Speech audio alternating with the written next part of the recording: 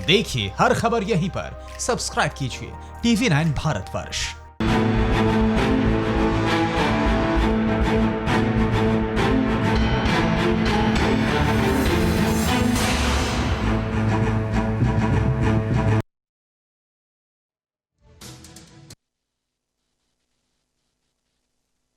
नमस्कार, मैं हूं निशान चतुर्वेदी। कैसे हैं आप? हमारे खास शो फिक्र आपकी में आपका एक बार फिर स्वागत है। सबसे पहले देखते हैं आपकी फिक्र की बड़ी खबरें।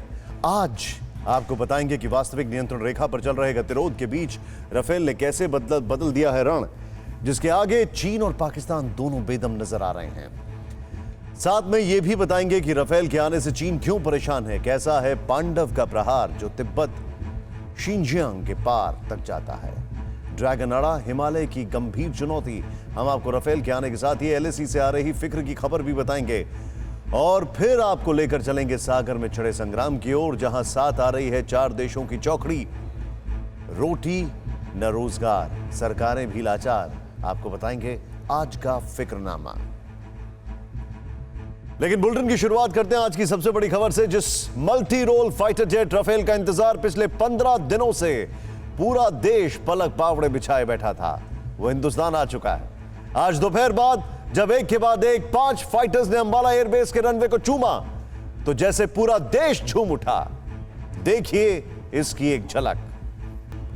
भारत माता की रक्षा में आज से 5 और प्रहरी तैनात हो चुके हैं। ये प्रहरी हैं राफेल, जो फ्रांस से 7000 किलोमीटर का सफर तय करके गोला बारूद से लैस होकर आज अंबाला एयरबेस पर उतरे और इसके साथ भारत का सीना गर्व से फूल गया। इसके आने से खुशी में आज प्रधानमंत्री मोदी ने संस्कृत में ट्वीट करके लिखा कि राष्ट्र रक्षा के समान कोई पुण्य व्रत या यज्ञ नहीं होता। देश के गृह मंत्री अमित शाह ने ट्वीट किया कि राफेल का टचडाउन हमारी ताकतवर एयरफोर्स के लिए ऐतिहासिक दिन है और भारत के लिए गौरव का क्षण भी। जबकि रक्षा मंत्री राजनाथ सिंह ने ट्वीट किया कि अब हमारे दुश्मन को चिंता होनी चाहिए। और इसी तरह पूरे देश ने वायुसेना के इस बाहुबली का स्वागत किया। लेकिन अभी तो ये अंगड़ाई है। भारत ने फ्रांस की सरकार से करीब 60,000 करोड़ रुपए में हथियारों से लैस 36 राफेल लड़ाकू विमानों का सौदा किया है, जिसमें से अभी 5 राफेल भारत आए हैं और 31 आने बाकी हैं। आपको बता दें कि वायुसेना के पास फिलहाल 31 लड़ाकू विमान हैं, जबकि हमारे पास कम से कम 42 लड़ाकू विमान होने चाहिए। ये दरअसल हम बात कर रहे हैं स्क्वाड्रन्स की। राफेल के जुड़ने के बाद भारत के पास अभी भी 36 फाइटर्स हो जाएंगे, जो कि लगभग एक स्क्वाड्रन और हो जाती है। नए राफेल को भारतीय वायुसेना के 17वें स्क्वाड्रन में शामिल किया जाएगा, जिसे गोल्डन एरोज कहा जाता है।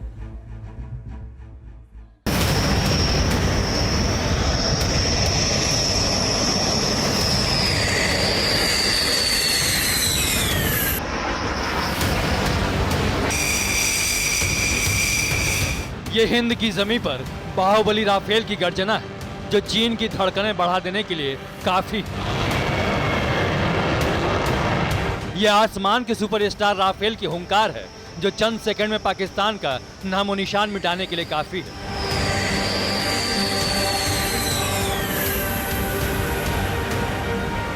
सात 1000 किलोमीटर की यात्रा पूरी कर फ्रांस से भारत पहुंचे 5 राफेल विमानों ने जब दोपहर 3 बजे अंबाला एयरबेस पर लैंडिंग की और एयर स्ट्रिप पर टच डाउन किया, तो हिंद के इन बाहुबलियों की तस्वीर देख दुश्मन देशों के हलक सूखने लगे। अंबाला एयरबेस पर राफेल की सिंघम की तरह हैप्पी लैंडिंग हुई, जिसके बाद जमीन पर इस आसमानी तूफान का शानदार स्वागत किया गया, वाटर सैल्यूट दिया गया।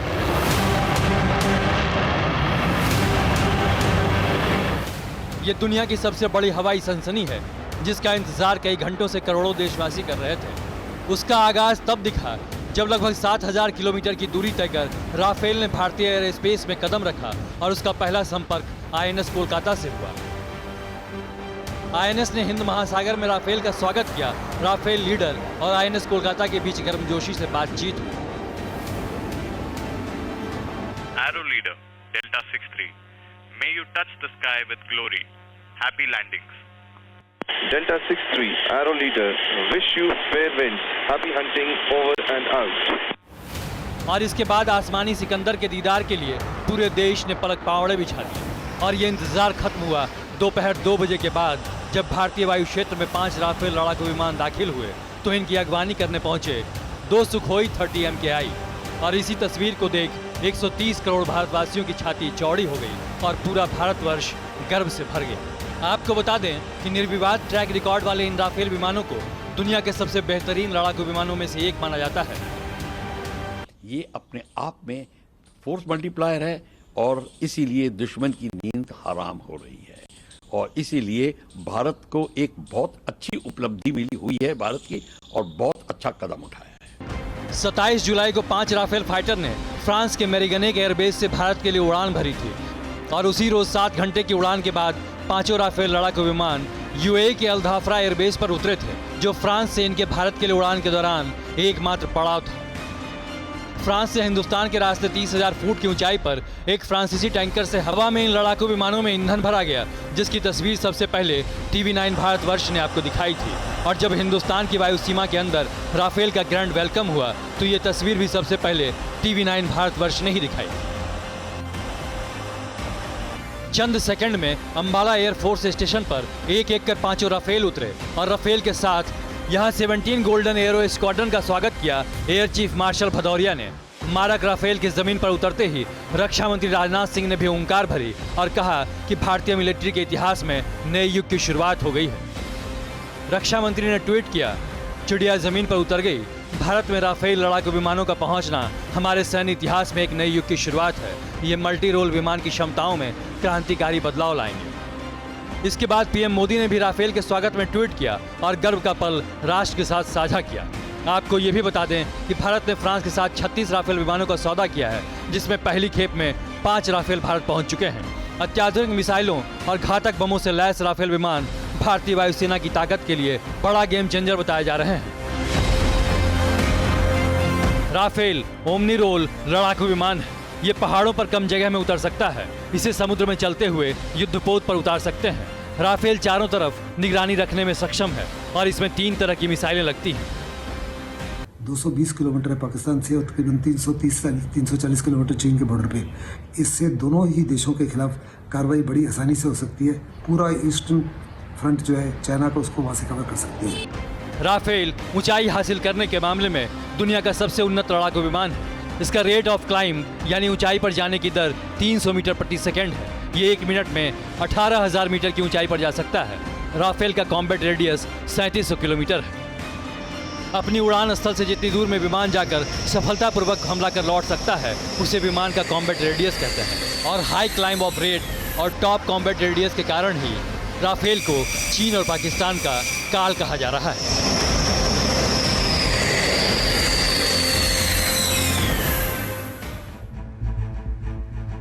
सबसे बड़ी बात यह है कि राफेल की तुलना चीन अपने J-20 से करता है। वो J-20 जिसके अंदर इंजन सुखोई का है, वो भी 3rd जनरेशन। वो J-20 जिसको लेकर अभी तक ये भी संशय है कि किसी युद्ध में भी लड़ पाएगा कि नहीं। राफेल को चीन और पाकिस्तान का काल कहा जाता है क्योंकि इसने हमारी ताकत को अचानक ही दोनों देशों की तुलना में ऊपर उठा दिया है। वैसे तो पहले से मौजूद हमारी वायुसेना की फ्लीट से भी दुश्मन खौफ खाते हैं, लेकिन इस नई पीढ़ी के फाइटर ने भारत की मारक क्षमता तिब्बत और शिनजियांग प्रांत के पार पहुंचा दी है। अब आपको बताते हैं कि भारतीय वायुसेना के चक्रव्यूह से चीन क्यों भयभीत है और इस व्यू को राफेल ने कैसे अभेद बना दिया है। क्या वाकई हिंदुस्तान की धरती पर 5 राफेल फाइटर की लैंडिंग ने चीन के होश उड़ा रखे हैं?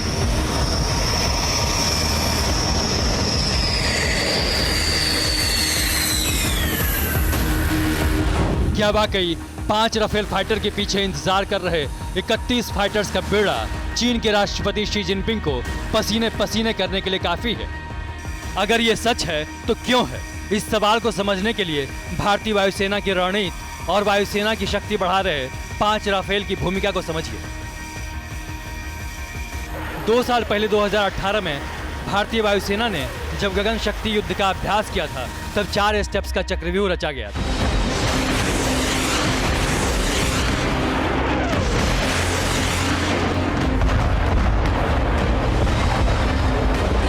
बिखर जाओ, निगल जाओ, संभल जाओ, आक्रमण कर दो। इंडियन एयरफोर्स के सूत्र बताते हैं कि गगन गर्जना की रणनीति चीन के आक्रमण के बाद शुरू होती है। जिसके 4 स्टेप शुरू होते हैं पीछे हटने की रणनीति। नंबर 1, बिखर जाओ। चीन की सेना के एक्शन में आते ही पूरी भारतीय वायुसेना को बिखर जाना होगा। फाइटर प्लेन्स को गायब हो जाना होगा। चीन के लिए एयरबेस को खाली कर देना होगा, क्योंकि चीन का दूसरा स्टेप इंडियन एयरफोर्स को पता है।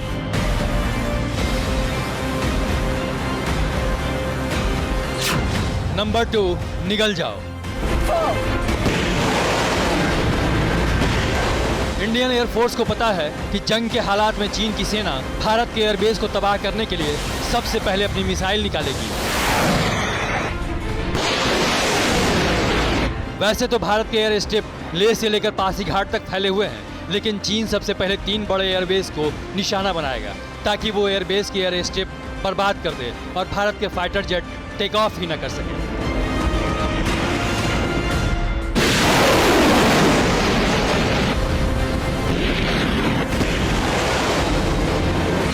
रणनीति नंबर 3, संभल जाओ। चीन जानता है कि उसकी मिसाइलों का जवाब भारत की मिसाइलें भी देंगी, और जब चीन की मिसाइलें खत्म हो जाएंगी तब क्या होगा, एक शोध बताता है। चीन को एक एयरबेस तबाह करने के लिए 220 बैलिस्टिक मिसाइलें दागनी होंगी, और टैक्सी ट्रैक के साथ 3 एयर स्ट्रिप पर हमले के लिए उसे रोज 660 मिसाइलों की जरूरत होगी। चीन के पास 1000 से 1200 ऐसी मिसाइलें हैं जो 2 दिन में खत्म हो जाएंगी। जाहिर है चीन का डर तीसरे दिन को लेकर है, जब भारतीय वायुसेना के आक्रमण की बारी आएगी।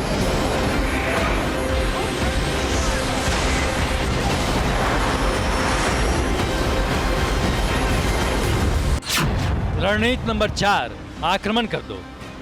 चीन का खौफ चौथे स्टेप में छिपा है, जब उसकी मिसाइलें खत्म हो चुकी होंगी और भारत के फाइटर प्लेन्स आसमान में उड़ान भरेंगे।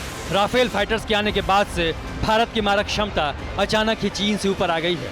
ये क्षमता तिब्बत और शिनजियांग प्रांत के पार पहुंचने वाली है। ऑपरेशन गगन शक्ति में भारतीय वायुवीरों ने LAC के सिर्फ पूर्वी सेक्टर में ही 6000 सॉर्टीज लेकर साबित किया था कि चीन के लिए भारतीय वायुसेना कितनी घातक हो चुकी है। लेकिन अब राफेल के आने के बाद भारतीय वायुसेना 30 टन गोला बारूद के साथ हमला कर सकती है, वो भी सटीक लक्ष्य के साथ और विध्वंस गारंटी के साथ। 30 टन की ये बारूदी क्षमता जिनपिंग को डराने के लिए काफी है, PLA के मौत से साक्षात्कार कराने के लिए काफी है।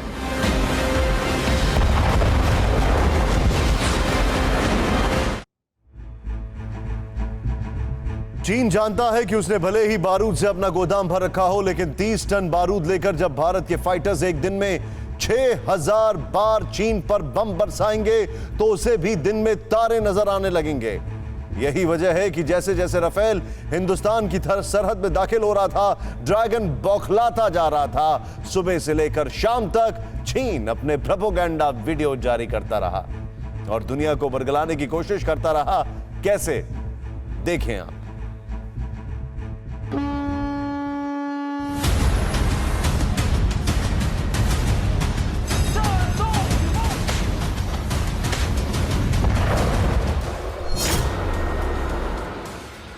जैसे जैसे राफेल हिंदुस्तान का रुख कर रहा था, ड्रैगन के पसीने छूट रहे थे। जैसे जैसे आसमान का सुपर फाइटर हिंदुस्तान की सरजमीन के करीब पहुंच रहा था, चीन की बौखलाहट सामने आ रही थी। राफेल से घबराया ड्रैगन दिन भर प्रोपेगेंडा वीडियो के जरिए भारत पर दबाव बढ़ाने की कोशिश करता रहा।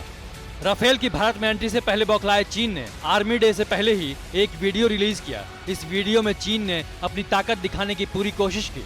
हिंदुस्तान के दम के आगे चीनी सेना इतनी खौफजदा हो गई है कि वीडियो के जरिए भारत को गीदड़ भभकी देने लगी। हिंदुस्तान का सिकंदर भारत आ रहा है, इस खबर के आते ही चीन के होश उड़ने लगे। पहला वीडियो जारी करने के करीब 2 घंटे बाद ही चीन ने दूसरा वीडियो जारी किया, जिसमें सी टैंक दिखाया गया। यानी राफेल को लेकर चीन की दूसरी बौखलाहट भी एक्सपोज हो गई। ऐसा पहली बार नहीं है जब ड्रैगन अपने प्रोपेगेंडा वीडियो के जरिए हिंदुस्तान को डराने की कोशिश कर रहा हो।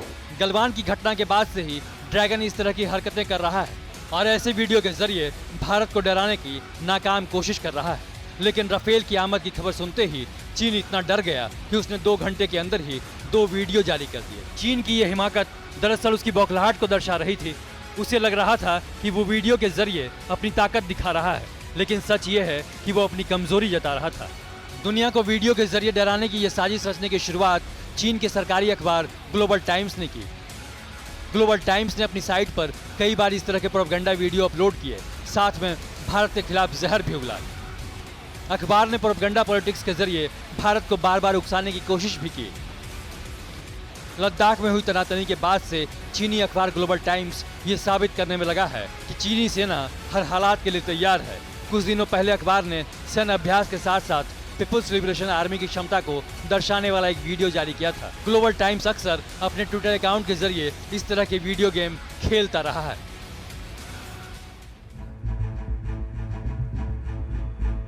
जर्मनी के तानाशाह हिटलर को सभी जानते हैं। उसके प्रोपेगेंडा मिनिस्टर जोसेफ गोबलिस का कहना था कि किसी झूठ को इतनी बार बोलूं कि वो सच लगने लगे, लेकिन उसने ये नहीं समझा कि झूठ बोलते बोलते खुद भी झूठ को सच नहीं मान लेना चाहिए। चीन के राष्ट्रपति शी जिनपिंग के साथ भी कुछ ऐसा ही हो रहा है। उन्हें अपना प्रोपेगेंडा ही सच लगने लगा है और अपनी ताकत पर इतना गुमान हो चला है कि वो एलएसी पर एक बार फिर अड़ गए हैं। चीन कह रहा है कि वास्तविक नियंत्रण रेखा पर डिसएंगेजमेंट पूरा हो चुका है, यानी वो साफ साफ ये कह रहा है कि अब वो नियंत्रण रेखा से पीछे नहीं हटेगा। इससे भारत चीन में एक बार फिर टकराव की गंभीर स्थिति बनने लगी है।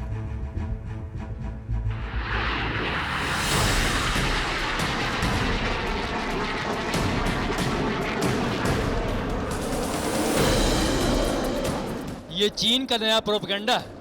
ये ड्रैगन का एक कदम पीछे और 2 कदम आगे वाली चाल की नई नुमाइश। 15 जून की रात गलवान में खूनी संघर्ष में मुंह की खाने के बाद जिनपिंग एंड कंपनी इतनी बौखलाई कि भारत के खिलाफ सारे घोड़े खोल दिए। लेकिन एलएसी पर हिंदुस्तान की बढ़ती ताकत देख चीन की रेड आर्मी के होश फाख्ता हो गए। चीनी कम्युनिस्ट पार्टी कूटनीतिक और सैन्य स्तर की बातचीत के जरिए विवाद सुलझाने की दुहाई देने लगी, लेकिन अब एक बार फिर उसके सुर बदल रहे हैं। चीनी सरकार के मुखपत्र ग्लोबल टाइम्स ने लिखा है, चीन के अधिकांश सीमावर्ती क्षेत्रों में डिसएंगेजमेंट पूरा कर लिया गया है। पेट्रोलिंग पॉइंट 14, 15 और 17A से डिसएंगेजमेंट यानी पीछे हटने का काम पूरा हो चुका है। पेंगोंग झील के फिंगर क्षेत्र में डिसएंगेजमेंट अभी नहीं हुआ है। आपको बता दें कि भारत और चीन के बीच 2 महीने से भी ज्यादा समय से लद्दाख सीमा पर विवाद चल रहा है। पेंगोंग लेक, गलवान घाटी और हॉट स्प्रिंग समेत दूसरे क्षेत्रों में चीनी सैनिकों के दाखिल होने से ये विवाद पैदा हुआ है। लेकिन अब ऐसा लग रहा है कि चीन अब एक बार फिर पलटी मारने के मूड में है। वो भारत को बताना चाहता है कि एलएसी पर उसे जितना पीछे हटना था हट लिया, अब और पीछे नहीं हटेगा।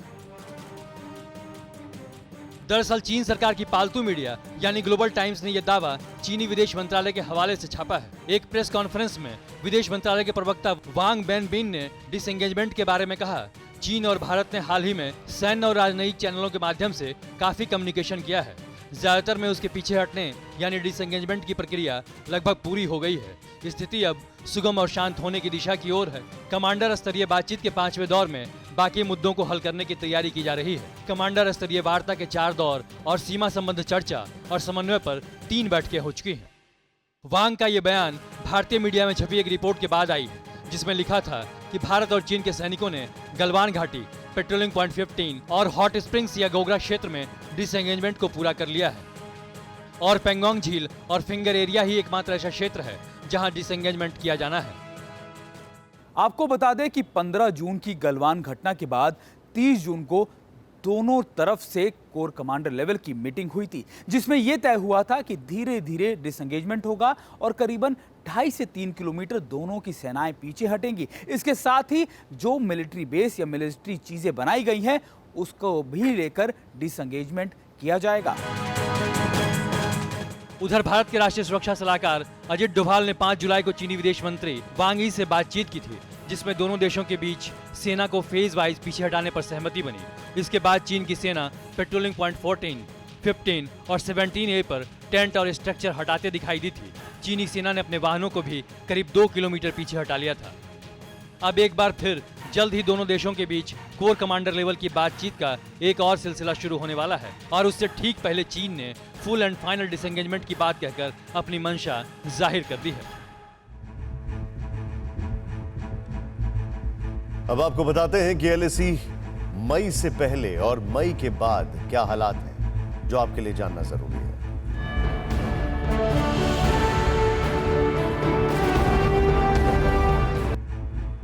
आइए चलते हैं और आपको कुछ ग्राफिक्स के जरिए समझाने की कोशिश करते हैं कुछ ऐसी चीजें जो कि शायद बहुत मायने रखती हैं। आखिर क्या है ये मामला? चीन फाइनल डिसएंगेजमेंट के प्लान से पीछे हट रहा है, या फिर आप कह सकते हैं कि वो फिर नई साजिश रच रहा है। ऐसे में आपको यह जानना जरूरी है कि 3 महीने पहले तक पूर्वी लद्दाख में एलएसी पर चीनी फौज की स्थिति क्या थी और अब वहां की तस्वीर कैसी है। इस ग्राफिक्स के जरिए आप समझिए। ये फिंगर्स आप देख रहे हैं, यहां से शुरू हो रहे हैं। फिंगर 1 2 3 4 5 6 7 8। भारत कहता है कि 8वीं फिंगर से पीछे जाएं। 3 महीने पहले अप्रैल में पूर्वी लद्दाख में फिंगर 4 और 8 का इलाका कुछ इस तरह दिखता था जो आपके सामने है। आमतौर पर भारतीय सेना फिंगर 8 तक जाती थी और इसी रास्ते से चीनी सेना फिंगर 4 तक पेट्रोलिंग करती थी। देखिए ये इलाका, यहां ये जो इलाका आपको दिखाई दे रहा है, यहां से लेकर यहां तक, ये वो इलाका है जिसको ग्रे एरिया कहते हैं। दोनों ही यहां पर पेट्रोलिंग करते थे। फिंगर 4 पर भारत का पोस्ट था और फिंगर 8 पर चीन का पोस्ट था, यानी यहां पर इधर पर चीन का पोस्ट था। लेकिन मई में चीनी फौज ने अपनी पोजीशन बदल ली। वो फिंगर 8 से फिंगर 4 पर आकर बैठ गए, जो कि उनकी विस्तारवादी सोच है, और रिज लाइन यानी ऊंची चोटियों पर भी बंकर बनाकर बैठ गए इस इलाके में। 15 जून को हिंसक झड़प के बाद एलएसी पर विवाद सुलझाने के लिए फेज वाइज डिसएंगेजमेंट पर सहमति बनी। डिसएंगेजमेंट प्लान में तय हुआ था कि सेना धीरे धीरे पीछे हटेगी, लेकिन चीन की नीयत साफ नहीं थी। पैंगोंग त्सो में आपने अप्रैल की तस्वीर देखी। अब आपको आज के हालात को समझाते हैं, ध्यान से देखें आप। ये हैं आज के हालात। डिसएंगेजमेंट प्लान के मुताबिक पैंगोंग त्सो में फिंगर 4 के नीचे के हिस्से से चीन की जो फौज है वो हट गई है, लेकिन फिंगर 4 के ऊपर की चोटियों पर अभी भी चीनी सेना मौजूद है। रिज लाइन पर 4 से 5 लोकेशन पर पीएलए के फौजी बंकरों में साजो सामान के साथ हैं। ये देख रहे हैं आप, ये हम आपको यहां पर दिखा रहे हैं। अब पेट्रोलिंग पॉइंट 14, 15 और 17 एक ही स्थिति को दिखाते हैं, ये भी देखना बहुत जरूरी है।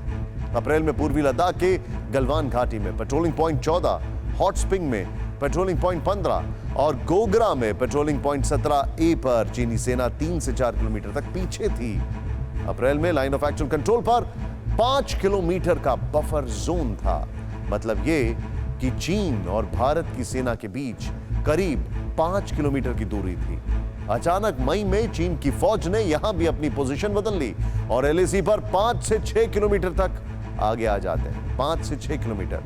यहां भी डिसएंगेजमेंट प्लान में तय हुआ था कि चीनी सेना धीरे धीरे 2.5 से 3 किलोमीटर पीछे हटेगी, लेकिन चीन ने चालबाजी कर दी।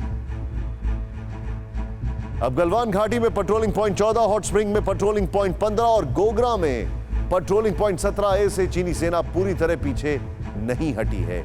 सीधे चलते हैं आपको, यानी कि कुल मिलाकर कहा जाए तो चीन एक बार फिर से धोखाधड़ी कर रहा है। चीन ने एक बार फिर से वादा खिलाफी की है। भारत जानता है कि चीन धोखेबाज है। 1962 में हिंदुस्तान के साथ धोखेबाजी की, 2020 में भी हमारे खिलाफ षड्यंत्र रचा, लेकिन अब ये नए मिजाज का भारत है जो दुश्मन को उसी की भाषा में जवाब देता है, आंखों में आंखें डालकर। चाहे वो जमीन हो, आसमान हो या समंदर। अब भारत ने गलवान में भिड़ रहे ड्रैगन को हिंद महासागर में घेरने का पूरा इंतजाम किया है। देखें ये रिपोर्ट।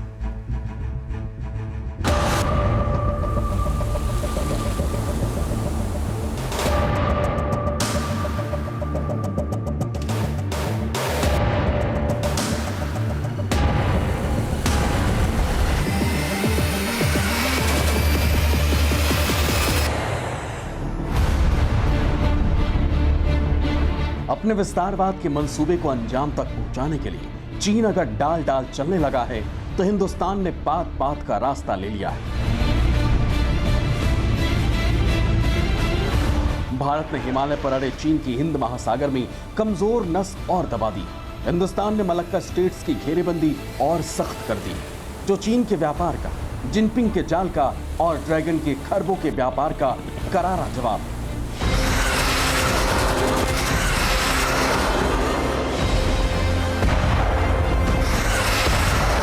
मलक्का स्ट्रेट्स के सभी समुद्री रास्तों पर भारतीय नौसेना ने बड़े युद्धपोत और खतरनाक पनडुब्बियों को तैनात किया है। हिंद महासागर में हिंदुस्तान के वॉरशिप और सबमरीन की वाटर पेट्रोलिंग तेज हो गई। दरअसल हिंद महासागर में चीनी वॉरशिप और सबमरीन की एंट्री 3 रूट से होती है। पहला है मलक्का स्ट्रेट। चीन का ज्यादातर सामान मलक्का की खाड़ी से आता है और ये उसकी कमजोर कड़ी है, इसीलिए इसे मलक्का डिलेमा भी कहा जाता है। चीन की तेल जरूरतों का 80% इसी रास्ते से गुजरता है। दूसरा रूट है सुंदर स्ट्रेट। चीन के लिए ये रूट छोटा है पर मुश्किलों से भरा है, क्योंकि इस रूट में डीप सी नहीं। यहां से गुजरने पर चीन की हरकतें रडार की पकड़ में आ जाती हैं, लिहाजा चीन ज्यादातर इस रूट का इस्तेमाल नहीं करता है। तीसरा रूट है लोम्बोको स्ट्रेट।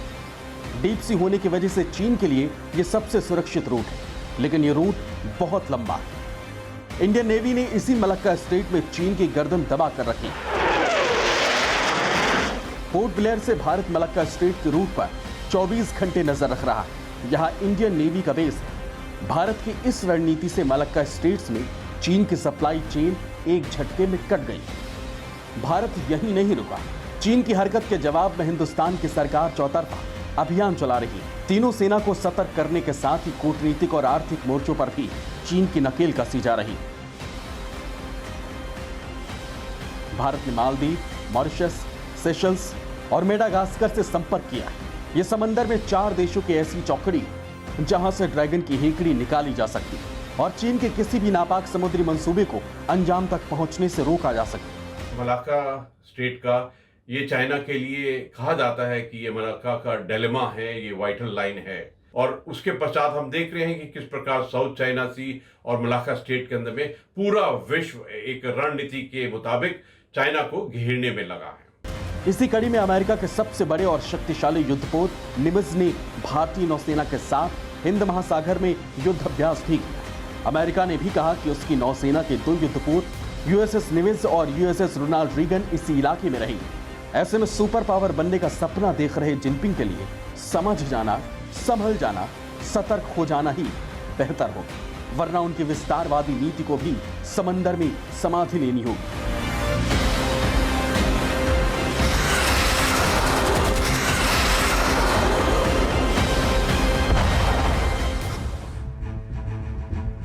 अब चीन के नेपाल में चाल की ओर बढ़ते हैं, जहां लाख कोशिशों के बावजूद चीन की दाल नहीं गल रही है। नेपाल के लोग चीन को अच्छी तरह जानते हैं और इसीलिए वहां के prime minister KP Sharma Oli के खिलाफ हर दिन आवाजें बुलंद होती जा रही हैं। चीन परस्त ओली को बचाने के लिए जिनपिंग ने पूरा जोर लगा रखा है, लेकिन ओली की कुर्सी पर मंडराता संकट और गहरा गया है। यहां तक कि जिनपिंग की जो राजदूत के साम दाम दंड भेद भी नाकाम होते दिख रहे हैं, जिन्हें इन दिनों नेपाल की सुपर प्राइम मिनिस्टर के नाम से कहा जाने लगा है।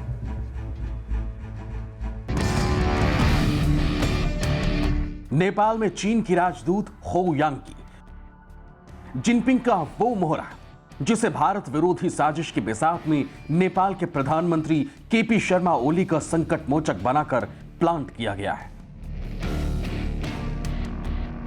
जो इन दिनों वहां के सुपर प्राइम मिनिस्टर के रोल में है। लेकिन जिनपिंग की ये ब्यूटी क्वीन भी चीन की माला जप रहे ओली पर आई आफत को टाल नहीं पा रही है।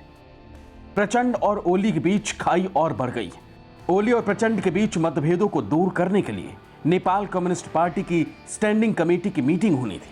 45 मेंबर्स की ये मीटिंग मंगलवार सुबह 11 बजे पीएम आवास पर होनी थी। ओली के वहां मौजूद न होने की वजह से मीटिंग को टालना पड़ा। 24 जून से लगातार 9वीं बार मीटिंग टलने से प्रचंड खेमा भड़क गया। स्टैंडिंग कमेटी के 25 मेंबर्स जबरदस्ती पीएम हाउस में घुस गए और प्रचंड ने कमेटी के मेंबर्स के साथ पीएम आवास पर ही मीटिंग की। करीब 1 घंटे तक चली इस मीटिंग में कुछ दिनों पहले ओली और प्रचंड के बीच समझौते की खबरों को खारिज कर दिया गया और चीनी राजदूत हो यांकी की ओली की कुर्सी बचाने की कोशिशों पर पानी फेर दिया गया। हो यांकी ने डिप्लोमेटिक कोड ऑफ कंडक्ट को ताक पर रख दिया। कई बार ओली, प्रचंड और कई बड़े नेताओं से मुलाकात की। ओली की कुर्सी बचाने के लिए विदेश मंत्रालय तक को किनारे कर दिया और नेपाल के राष्ट्रपति तक से भी मिली। नेपाल में चीन के बढ़ते दखल को लेकर लोगों ने प्रदर्शन किया। नेपाली मीडिया ने भी चीनी राजदूत की भूमिका पर सवाल उठाए। यांकी ने सारे हथकंडे अपनाकर ओली और प्रचंड के बीच समझौता करा दिया था, जिसका असर यह हुआ था कि प्रचंड ने ओली के इस्तीफे की मांग छोड़ दी थी। लेकिन अब एक बार फिर सियासी संकट उठ खड़ा हुआ है। नेपाली मीडिया के मुताबिक सत्तारूढ़ नेपाल कम्युनिस्ट पार्टी के दोनों धड़ों के बीच सहमति के आसार कम नजर आ रहे हैं। ओली अब संसद को भंग करने और मध्यावधि चुनाव कराने की तैयारी कर रहे हैं। चीन की छत्र छाया में जा चुके ओली कुछ भी कर लें, उनकी कुर्सी बचने वाली नहीं, क्योंकि जिस तरह चीन के लिए ओली ने भारत के साथ सदियों पुराने रिश्तों को कुचला है, उसको लेकर नेपाल में जबरदस्त सियासी और सामाजिक आक्रोश है। चीन की कंपनियों के खिलाफ भारत में जिस तरह का माहौल बनने लगा है और जिस तरह से भारत सरकार राष्ट्रीय सुरक्षा लेकर लगातार आक्रामक रणनीति अपना रही है, उससे चीन बौखला गया, क्योंकि उसे अरबों डॉलर की आर्थिक चोट लग रही है और उसकी बौखलाहट इस हद तक बढ़ गई है कि चीन ने WTO में शिकायत की धमकी दी है। खुद नियमों की धज्जियां उड़ाने वाला चीन अब कायदों की दुहाई दे रहा है।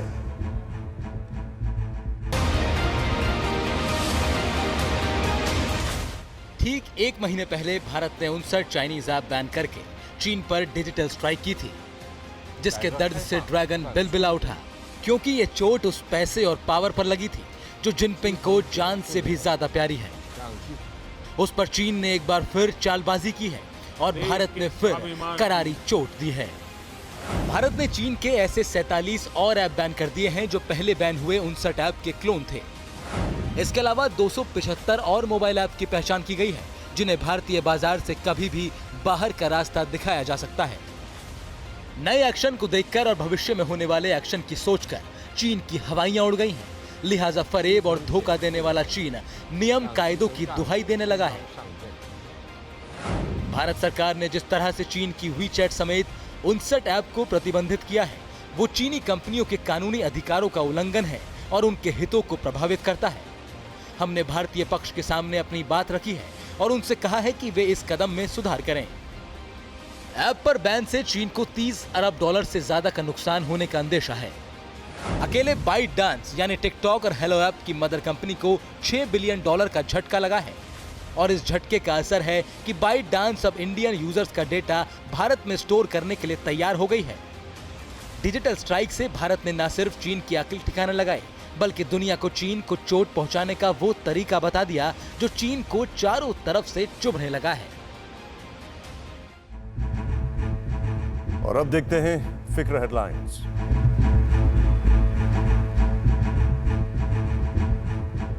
प्रधानमंत्री मोदी ने किया राफेल का स्वागत, संस्कृत में ट्विटर पर लिखा संदेश, राष्ट्र रक्षा से बड़ा कोई यज्ञ नहीं। राजनाथ बोले वायुसेना की शक्ति बढ़ी।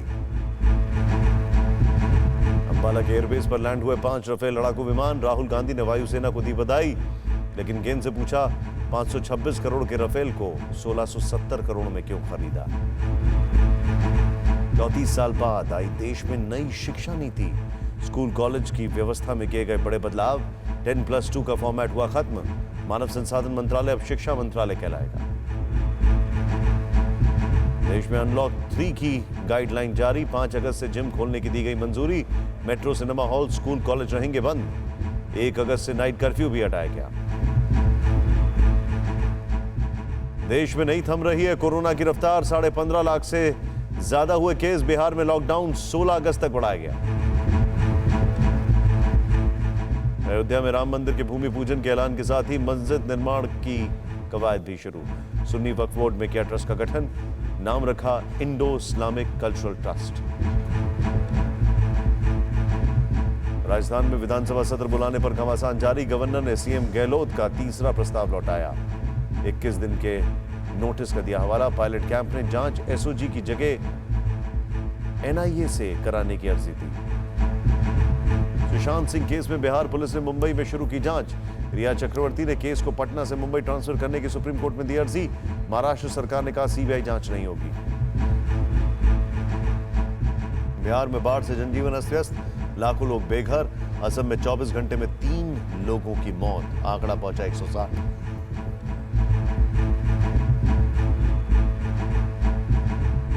फिर आपकी में अब बात एक बहुत बड़ी फिक्र की, कोरोना महामारी का सरकारी खजाने पर बुरा असर पड़ा है।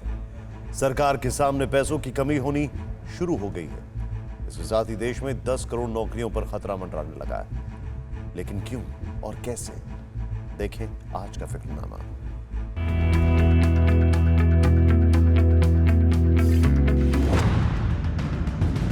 कोरोना के कारण इंडियन जॉब मार्केट पर काफी बुरा असर हुआ है फिर वो चाहे संगठित क्षेत्र हो या असंगठित क्षेत्र। Parliamentary standing committee on commerce के सामने प्रेजेंटेशन देते हुए एमएसएमई के सीनियर अधिकारियों ने आगाह किया कि अगर समय रहते इस सेक्टर को नहीं बचाया जाता है तो 10 करोड़ रोजगार पर संकट है।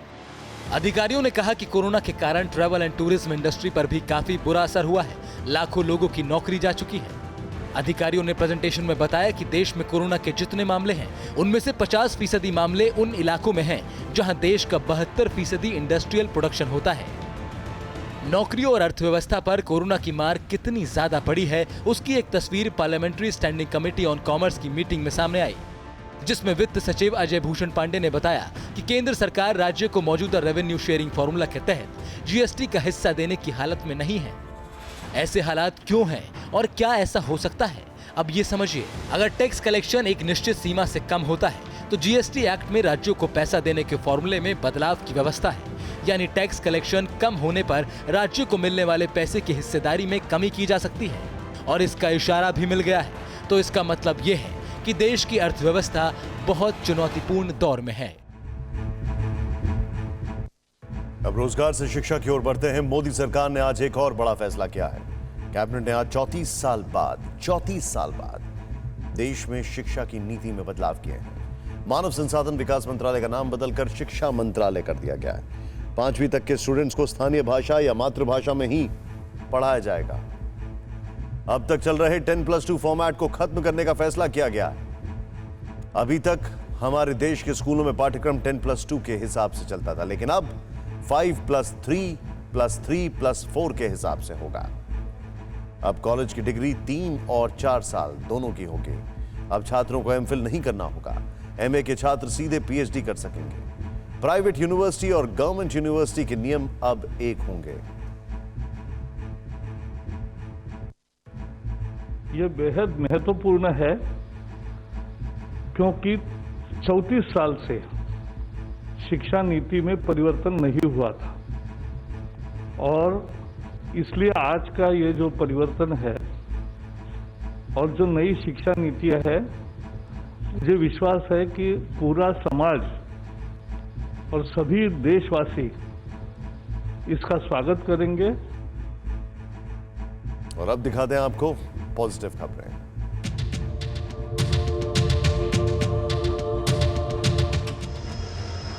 अनलॉक 2 के आखिरी में एक अच्छी खबर रेलवे से आई। माल ढुलाई में रेलवे ने पिछले साल की तुलना में रिकॉर्ड वृद्धि दर्ज की है। 27 जुलाई को रेलवे ने 31.3 लाख टन की माल ढुलाई की। यही नहीं, जुलाई में मालगाड़ियों की औसत स्पीड भी पिछले साल की तुलना में लगभग दोगुनी रही।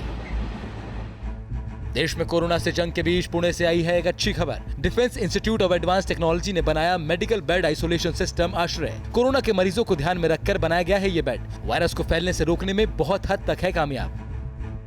करेंसी से वायरस के संक्रमण को रोकने के लिए देश के वैज्ञानिकों ने तैयार की है एक नई तकनीक। अल्ट्रावायलेट किरणों के साथ साथ इंटीग्रेटेड टेम्परेचर से वायरस का होता है खात्मा। सुरक्षा बॉक्स कोरोना वायरस से बचाने में है मददगार। चेन्नई में 3 साल के रूसी बच्चे का किया गया बर्लिन हार्ट ट्रांसप्लांट। दक्षिण एशिया में हुआ ऐसा पहला ऑपरेशन को चेन्नई के MGM हेल्थ केयर में डॉक्टरों की एक टीम ने अंजाम दिया। रूसी बच्चा दिल की बीमारी से पीड़ित था। कोरोना काल में प्रधानमंत्री मोदी का आत्मनिर्भर भारत का मंत्र सफल हो रहा है। छत्तीसगढ़ के अनिल खजूर के पत्ते से बना रहे हैं ऑर्गेनिक राखी। ऑर्गेनिक राखी खूबसूरत होने के साथ ही सस्ती भी है। 3 अगस्त को देश भर में मनाया जाएगा रक्षाबंधन का त्योहार।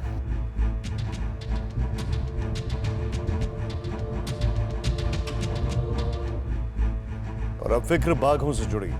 समय के साथ विलुप्त होने वाले वन्य जीवों में बाघ भी एक ऐसा प्राणी है जिसकी संख्या तेजी से घट रही है। एक रिपोर्ट के मुताबिक दुनिया में अभी 4000 से भी कम जंगली बाघ बाकी हैं, जिनमें करीब 70% भारत में है। वर्ल्ड टाइगर डे पर देखेंगे रिपोर्ट। इंटरनेशनल टाइगर डे के मौके पर आपको टाइगर से जुड़ी दिलचस्प बातें बताते हैं। इस समय पूरी दुनिया में तकरीबन 4200 टाइगर हैं। दुनिया के सिर्फ 13 देशों में टाइगर पाए जाते हैं। इनमें से भी 70% भारत में ही है। बिहार, केरल और मध्य प्रदेश में इनकी आबादी सबसे ज्यादा है, तो वहीं छत्तीसगढ़ में टाइगर सबसे ज्यादा घटे हैं। 2010 से 2018 के बीच सिर्फ 8 साल में भारत में बाघों की आबादी 74% बढ़ी है। फिलहाल भारत के 20 राज्यों में कुल 2967 बाघ हैं। इनमें 1492 टाइगर मध्य प्रदेश, कर्नाटक और उत्तराखंड में है। भारत की आजादी के समय 1947 में देश में बाघों की संख्या 40,000 के करीब थी। एक अनुमान के मुताबिक 100 साल पहले दुनिया में 1 लाख से ज्यादा बाघ थे। दुनिया भर में अब इस खूबसूरत जानवर की नस्ल को बढ़ाने की कवायद तेज हो गई है। और अब देखते हैं जो है सो है।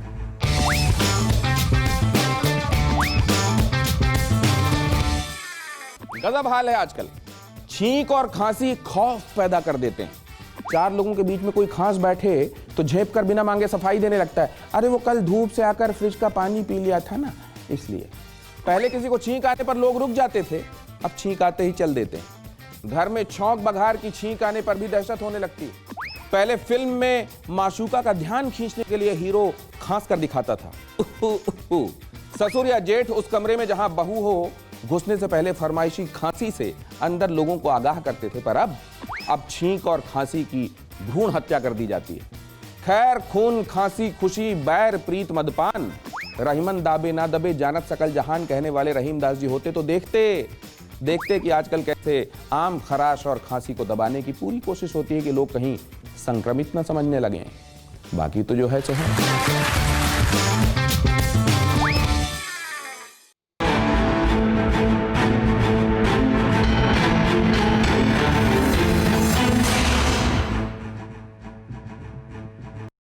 अड़ी सोमवार से शुक्रवार शाम 6 बजे सिर्फ TV9 भारतवर्ष पर।